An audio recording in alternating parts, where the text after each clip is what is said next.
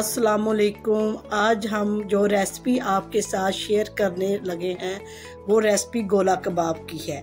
ये बहुत ही आसानी से और कम वक्त में बन जाती है। इनको आप फ्रीज़ करके भी दोबारा भी बना सकते हैं और ये घर में बच्चों को बड़ों को सबको बहुत पसंद आती है। हमारे घर में ये तो हर पार्टी में बनाई जाती है गोला कबाब की रेसिपी और बहुत ही डिलीशियस और शानदार रेसिपी है ये।